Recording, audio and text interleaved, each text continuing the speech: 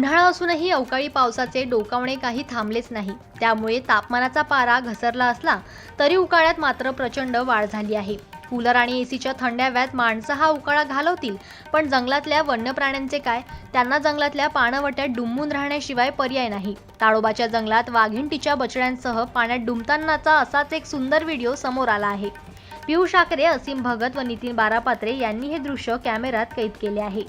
उन्हाळ्याची गरमी सुरू होताच आतापर्यंत जंगलाच्या आत राहणारे वाघ आणि त्यांचे कुटुंबीय तहान भागविण्यासाठी बाहेर येऊ लागले आहे।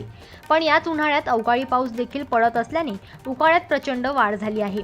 तहानाने जसा जीव व्याकुळ होत आहे तसेच उकाळा देखील असह्य होत आहे। त्यामुळे पाणवठ्यावर जाऊन तहान भागवत असतानाचा तलावात तासनतास डुंबून उकाळा घालवण्याचा प्रयत्न वन्य प्राणी करीत आहे।